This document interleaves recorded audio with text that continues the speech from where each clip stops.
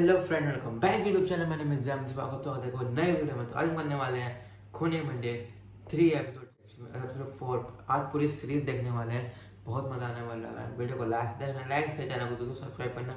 आज हम देखने वाले खूनी Monday 2nd, 3rd, 4th, 5th मतलब 4 एपिसोड एक साथ देखने वाले हैं। बहुत मजा आने वाला है, लास्ट तक जरूर देख लेना। चलो चलते हैं देखने। चलो पहले दूसरा एपिसोड देखते हैं, फिर 3rd एपिसोड। 3, 2, 1 स्टार्ट।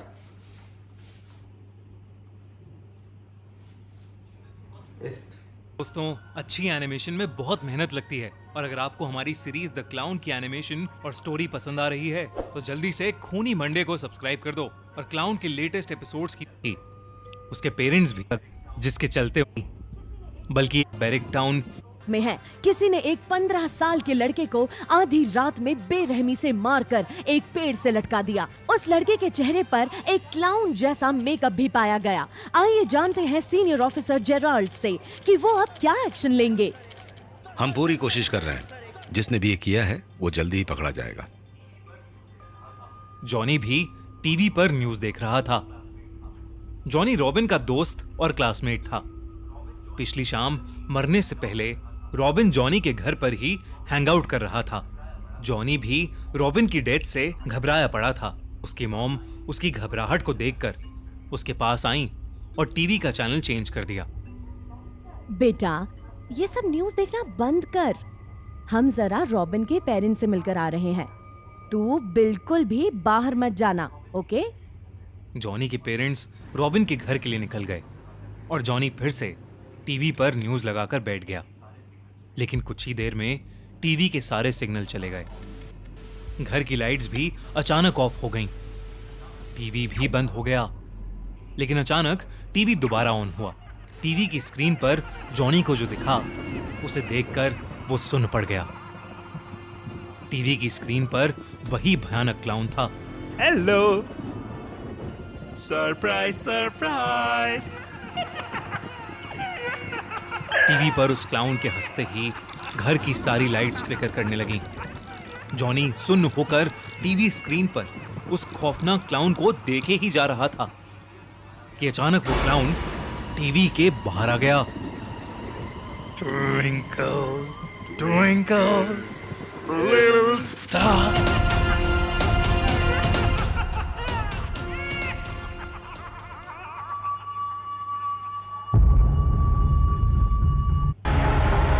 अब भी सजा हुआ था। पिछले कुछ दिनों की तरह एना आज भी बड़ी मुश्किल से स्कूल गई थी। पर एना की मॉम मेगन काफी घबराई हुई थी क्योंकि शाम के 6 बज चुके थे और एना अब तक स्कूल से वापस नहीं आई थी। स्कूल 3 बजे खत्म हो जाता था और एना को अब तक हर हाल में जो कुछ भी बैरिक टाउन में चल रहा था उससे मेगन वैसे ही बहुत डरी हुई थी। उसने स्टीव को फोन मिलाया और उसे सब कुछ बताया।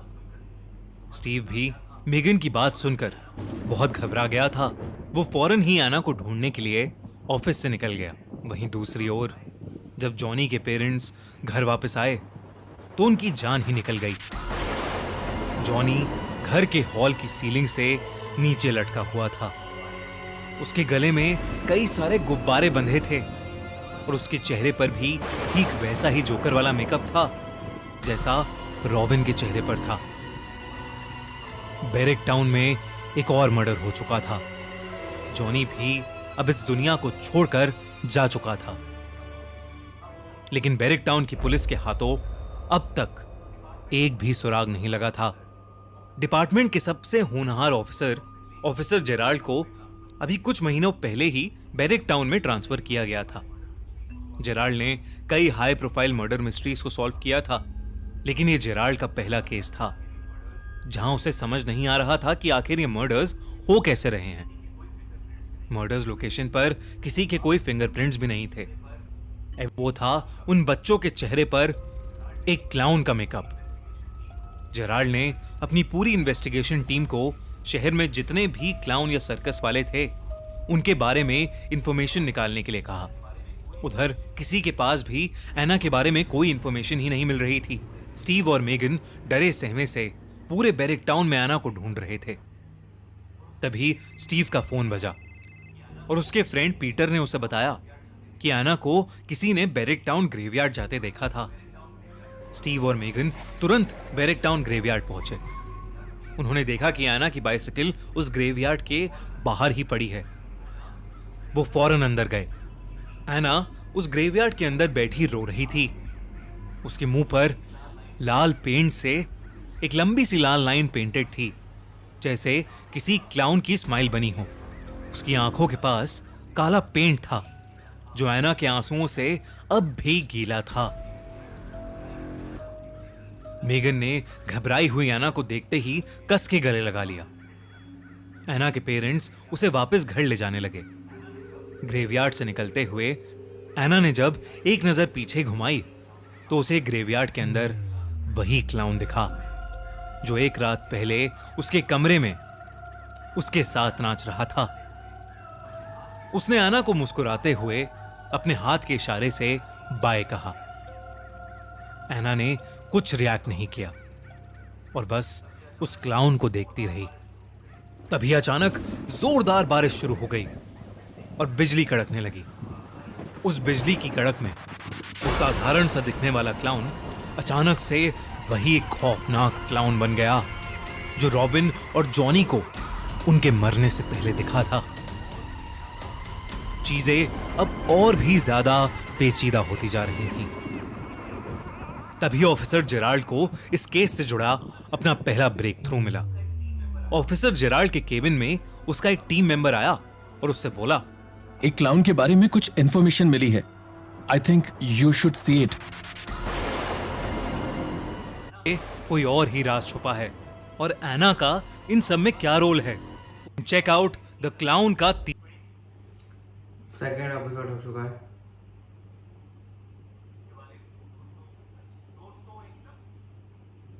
इसका थर्ड एपिसोड देखते हैं गाइस।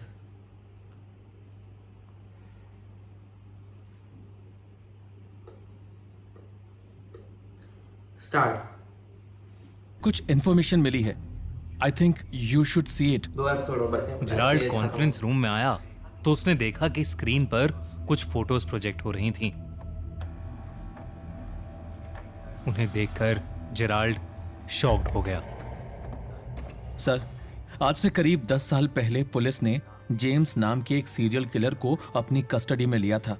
जेम्स अपने प्रोफेशन से एक क्लाउन था और उसने अपनी पूरी सर्कस टीम के हर एक इंसान को एक एक करके मार डाला था। कुल मिलाकर उसने 12 मर्डर्स किए थे। ये बेरिक टाउन के लोगों के लिए एक रोंगटे खड़े कर देने वाली खबर होती, लेकिन इस खबर के मीडिया में फैलने से पहले ही पुलिस ने इस बात को दबा दिया था। इस वजह से ज्यादातर लोगों को जेम्स के बारे में कुछ पता नहीं था। जेम्स मेंटली अनस्टेबल था, इसलिए उसे बेरिक टाउन के मेंटल असाइलम में रखा गया था। चौंका देने वाली बात यह थी कि हर एक आदमी जो जेम्स के हाथों मरा था उसके चेहरे पर हूबहू वैसे ही क्लाउन का मेकअप था, जैसा आज 10 साल बाद रॉबिन और जॉनी के चेहरे पर पाया गया था। Bloody hell, let's go get him.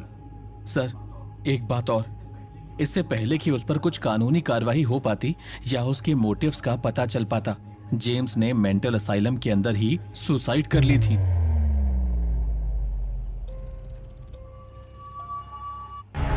तो अब ये सब कौन कर रहा है?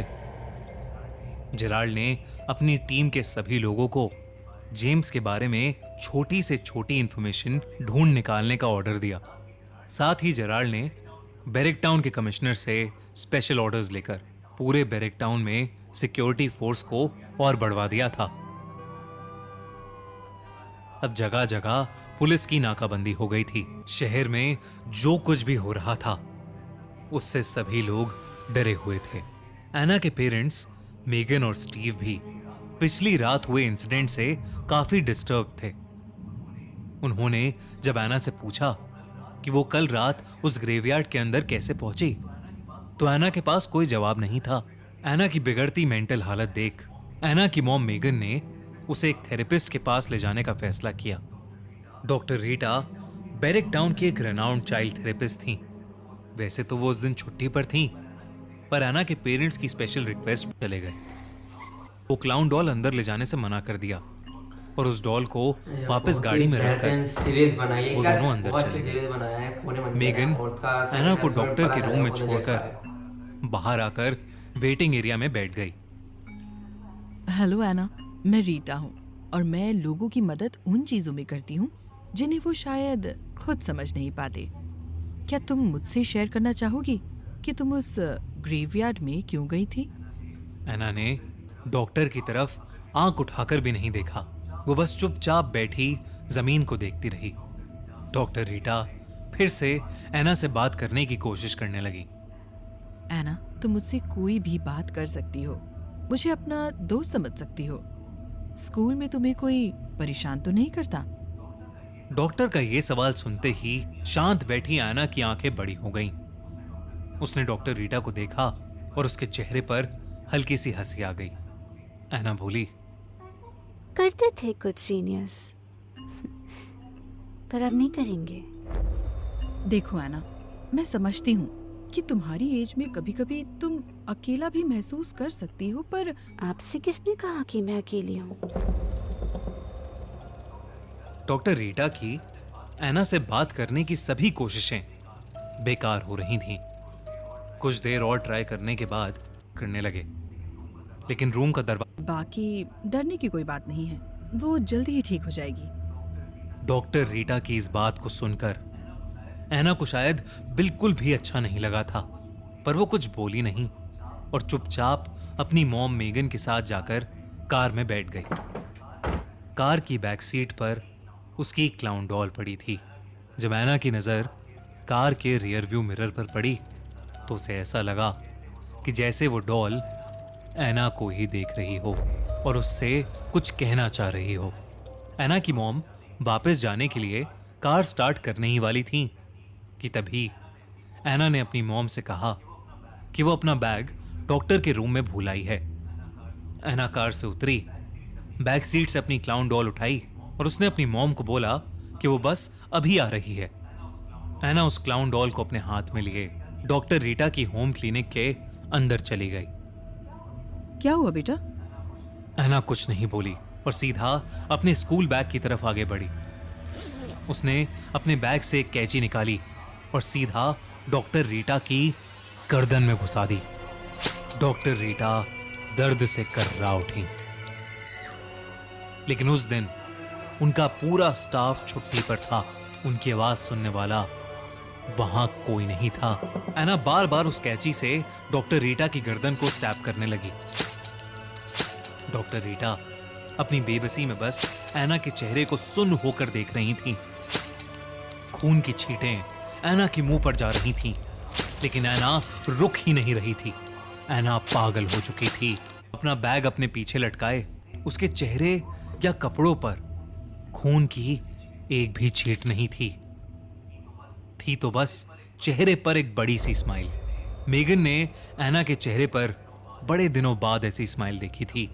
तब मेगन को लगा कि एना को थेरेपिस्ट के पास लाना शायद एक सही डिसीजन था, लेकिन वो नहीं जानती थी कि एना के हाथों अभी क्या घटा था। दूसरी तरफ ऑफिसर जेराल्ड और उनकी टीम को जेम्स के बारे में इंफॉर्मेशन तो मिल रही थी, लेकिन वो इंफॉर्मेशन किसी काम की नहीं थी। उससे कोई भी ऐसा क्लू नहीं मिल रहा था जिससे केस में आगे बढ़ा जा सके। इतना ही नहीं, वो गुब्बारे जो एकमात्र सबूत थे वो भी बैरिक टाउन या बैरिक टाउन के आसपास की किसी भी शॉप पर अवेलेबल नहीं थे। कोई उस तरह के गुब्बारे बेचता ही नहीं था। पुलिस के पास कोई क्लू नहीं था और शहर में एक और मर्डर हो चुका था, लेकिन इस बार किसी टीनेजर का नहीं, बल्कि शहर की एक रेनाउंड थेरेपिस्ट डॉक्टर रीटा का। अगली सुबह जब डॉक्टर रीटा की केस फाइल ऑफिसर जेराल्ड के पास आई तो जेराल्ड ने देखा कि डॉक्टर रीटा के चेहरे पर भी सेम वैसा ही क्लाउन मेकअप है। जेराल्ड को कुछ समझ नहीं आ रहा था कि तभी जेराल्ड का ध्यान डॉक्टर रीटा की केस फाइल में लिखे एक नाम पर गया, जिसे देखकर वो चौंक उठा। रिपोर्ट के अंदर डॉक्टर रीटा की लास्ट कंसल्टेशन का बिल था, जिस पर लिखा था मेगन स्टैनली, एना की मॉम का नाम। ऑफिसर, फौरन मेरी गाड़ी निकाल। क्या एना पोजेस्ड है? अभी के अभी। अरे अब देखते हैं 4th एपिसोड।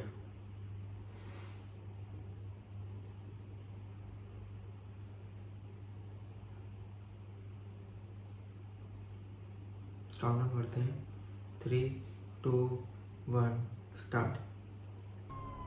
लेकिन जब उस सुबह जेराल्ड ने डॉक्टर रीटा की केस फाइल में एना की मॉम मेगन स्टैनली का नाम पढ़ा बहुत तो उसे कुछ ऐसा पता चला जिससे शायद सब राज खुलने वाले थे। वो फौरन ही अपने एक ऑफिसर के साथ एना के घर के लिए निकल गया था। प्लेलिस्ट जाकर देख सकते हो। उसके बाद मुझे वो फॉलो कर लो। आपने केस फाइल में ऐसा क्या देखा? और हम मेगन स्टैनली के घर क्यों जा रहे हैं? मेगन का इस सब से क्या लेना देना? कुछ देर और रुको, सब समझ आ जाएगा। और अगर मेरा शक सही है तो वो किलर आज ही हमारी कस्टडी में होगा। कुछ ही देर में और एना मैं ही मेगन हूँ, पर क्या साथ में उसका एक ऑफिसर भी था। बिहेव कर रही है, इसीलिए डॉक्टर रीटा को दिखाने गए थे। वैसे आपकी बेटी दिखाई नहीं दे रही। वो तो स्कूल गई है। अच्छा, क्या नाम है उसका? एना। क्या मैं उसका कमरा देख सकता हूँ? जी। जेराल्ड एना के रूम में घुसकर छानबीन करने लगा। एना के बेड के नीचे जेराल्ड को एक पुराना सा दिखने वाला वुडन बॉक्स मिला। ये वुडन बॉक्स, ये आपका है? नहीं, मैं भी इसे पहली बार देख रही हूँ। वो वुडन बॉक्स एना को उसी दिन मिला था जिस दिन उसे वो क्लाउन डॉल पार्क में पड़ी मिली थी। उस क्लाउन डॉल पर एक नोट भी था जिस पर लिखा था, आई मिस्ड यू किडो, यानी मैंने तुम्हें मिस किया। और उस नोट के पीछे एक एड्रेस लिखा था। उस एड्रेस को फॉलो करते करते एना एक दुकान खाली थी, वो कर उस बॉक्स को अपने बेड के नीचे रख दिया था।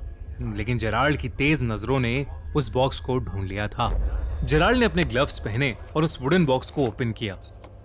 उस बॉक्स की चीजें देखते ही जेराल्ड की आंखें बड़ी हो गईं। उस बॉक्स के अंदर बहुत सारा अजीबोगरीब सामान था। फेस पेंट और मेकअप का सामान, एक कॉस्ट्यूम जो शायद किसी सर्कस के क्लाउन की थी। जेराल्ड ने जब पूरा बॉक्स ठीक से देखा तो उसके होश उड़ गए। उस बॉक्स के अंदर वही गुब्बारे मिले जो हर मर्डर साइट पर विक्टिम्स के गले से बंधे मिले थे। जेराल्ड ये सब देखकर सुन सा पड़ गया था। उसी डब्बे में एक वीडियो टेप भी था। जेराल्ड ने एना के रूम में रखे टीवी पर जब वो वीडियो टेप चलाया तो उस वीडियो में एक नॉर्मल सा दिखने वाला क्लाउन एक छोटी सी लड़की से बात कर रहा था। हेलो, सरप्राइज सरप्राइज, कैसा लगा मेरा एक्ट?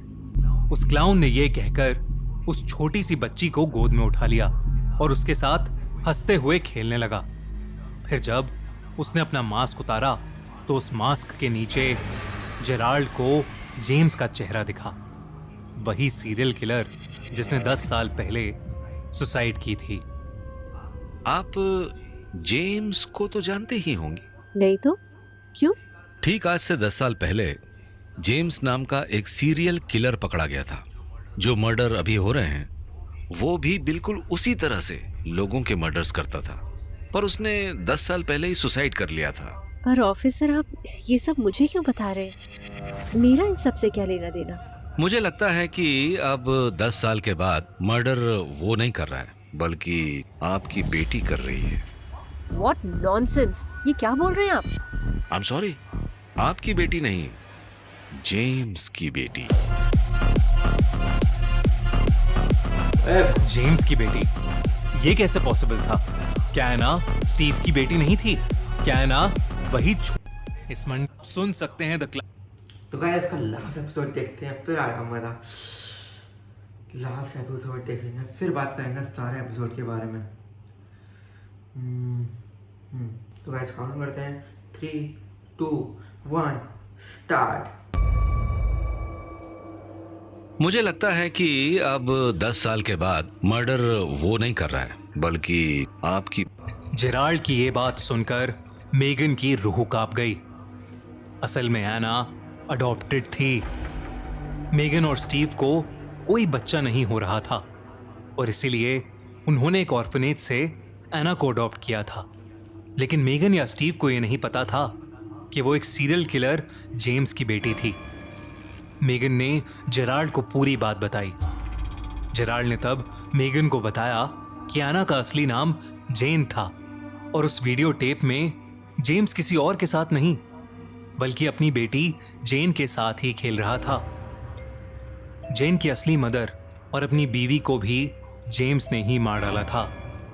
जब जेम्स ने मेंटल अजाइलम में सुसाइड की थी तो जेन सिर्फ 3 साल की थी, इसलिए जेन को ऑर्फनेज में डाल दिया गया था, जहां से मेगन और स्टीव ने उसे अडॉप्ट कर लिया और उसको एना नाम दे दिया। जेराल्ड ने मेगन को यह भी बताया कि पिछली शाम डॉक्टर रीटा का भी मर्डर हो गया था, जिसे सुनकर मेगन के होश उड़ गए। जेराल्ड ने बताया कि जब उनकी केस फाइल में उसे मेगन का नाम दिखा तो उसे एना की ऑर्फनेज के अडॉप्शन पेपर्स की याद आ गई।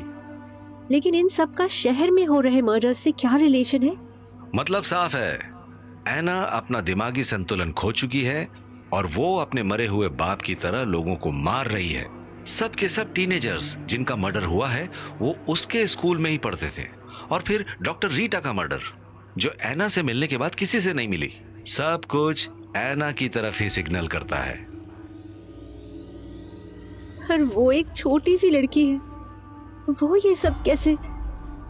वो तो उसी से पूछना पड़ेगा। ऑफिसर, फीमेल ऑफिसर को भी बैकअप के लिए एना के स्कूल बुला लो। Let's go. जेराल्ड एना के घर से उसके स्कूल के नजरअंदाज हो गई। फोन मिलाया और रोते हुए कहा, स्टीव, स्टीव प्लीज जल्दी आ जाओ। जेराल्ड को अब सब साफ साफ समझ आ रहा था।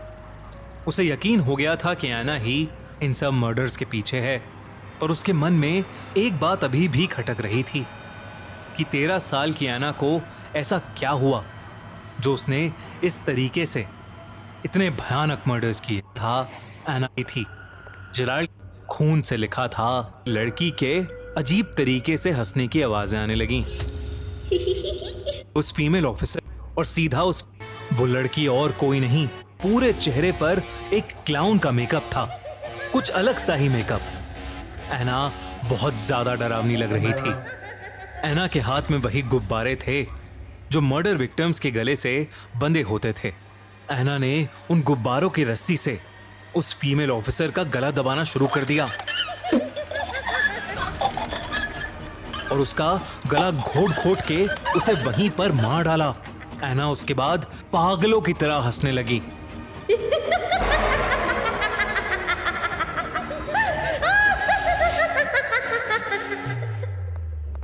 वॉशरूम से आ रहे शोर को सुनकर जेराल्ड की टीम उस वॉशरूम के अंदर गई और उन्होंने एना को अरेस्ट कर लिया। उसे फौरन पुलिस स्टेशन लेकर आया गया।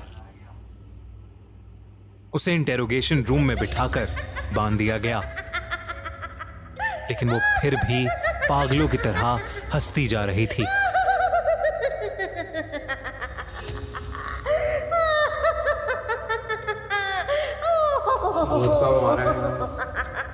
ऐसा लग रहा था कि एना और ज्यादा भयानक होती जा रही हो। तभी जेराल्ड वो वुडन बॉक्स लेकर इंटेरोगेशन रूम में घुसा और एना से सवाल करने लगा। एना, कैसे मारा रॉबिन, जॉनी और रीटा को? बोलो बोलो। एना कुछ नहीं बोली, बस हंसती रही। अपने बाप जेम्स की तरह तुम भी पागल हो चुकी हो। ये सुनकर एना के चेहरे से हंसी गायब हो गई और अब वो जेराल्ड को देखकर अजीब अजीब सी आवाजें निकालने लगी। जेराल्ड ने वो वुडन बॉक्स एना के सामने रख दिया और उससे पूछा, ये वुडन बॉक्स कहां से मिला तुम्हें? हैं? बताओ मुझे, बोलो एना, बोलो। एना फिर कुछ नहीं बोली, बस वो अपनी पैनी नजरों से जेराल्ड को घूरती रही। जेराल्ड एक पल के लिए 13 साल की एना से घबरा सा गया था, लेकिन तभी जेराल्ड का फोन बज उठा। सर, एना के पेरेंट्स मेगन और स्टीव का मर्डर हो गया है और उनके चेहरे पर भी वैसा ही क्लाउन मेकअप है। जेराल्ड ये खबर सुनकर पूरी तरह हिल चुका था। एना जेराल्ड का पीला पड़ा चेहरा देख फिर से जोरों से हंसने लगी।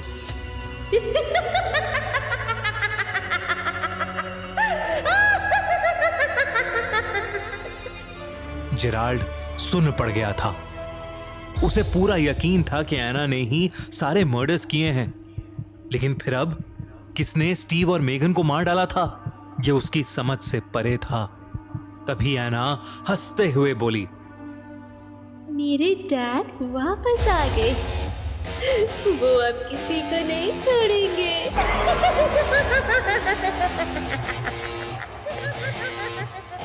एना ये कहते ही पागलों की तरह हंसने लगी।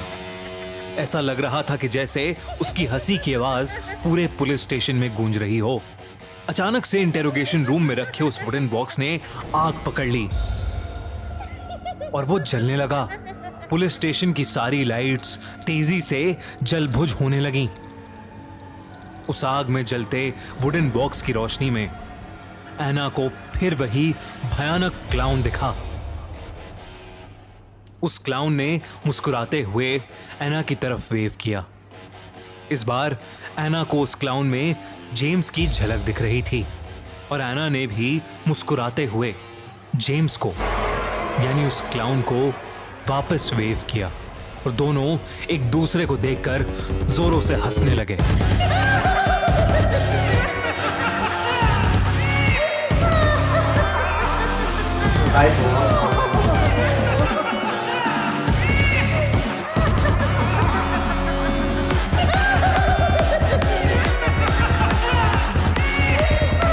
क्लाउन का पहला सीजन। अगले सीजन के लिए हमारे चैनल को करो सब्सक्राइब, इस वीडियो को करो लाइक और द क्लाउन सीरीज को करो IMDb पर रेट। और अब फाइनली वो घड़ी आ गई है जब आप हमसे रूबरू होंगे, यानी जब मेरा और मेरी टीम का होगा फेस रिवील। अगले हफ्ते 14 नवंबर मंडे की कहानी होगी, मेरी खुद की कहानी।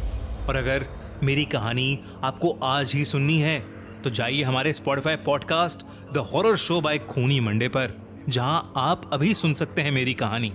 और दोस्तों, द क्लाउन सीजन 2 के लिए अपनी फैन थ्योरीज हमें भेजिए khoonistories@gmail.com पर। अगर हमें किसी राइटर की थ्योरीज और स्क्रिप्टिंग पसंद आई तो हम उस राइटर को अपनी टीम में शामिल करेंगे और उसे ट्रेनिंग भी देंगे। और अब checkout teaser for the clown season 2। Guys teaser देख लेते हैं गाइस।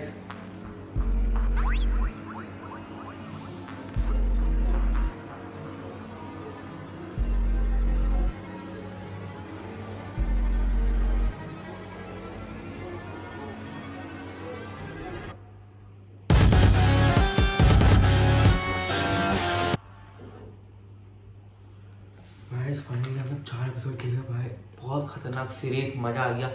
और 4 एपिसोड में 5 एपिसोड में पहले एपिसोड में तो उन्हें एक बच्चे को मार दिया था जिसका नाम है जेम्स। फिर दूसरे एपिसोड में एक और बच्चे को मार दिया था। फिर डॉक्टर ईटा को भी मार दिया था। तीसरे एपिसोड में वो पता लगाने का है कि उसकी मम्मी, एना की मम्मी मेगन स्टैनली के घर गए, उसको एक बॉक्स मिला चौथे एपिसोड में। जो एपिसोड में देखा उसमें जेम्स की वीडियो दिखाई गई एना को। फिर वो पकड़ने गया इसको और उसको स्कूल में पकड़ते वक्त जाके देखा तो बिल्कुल क्लाउन के फेस में उसके पास बैलून था, जो वो बैलून जेम्स और डॉक्टर ईटा के इसमें दिखे थे और गर्दन में दबा के उसको ही मार दिया था पुलिस ऑफिसर।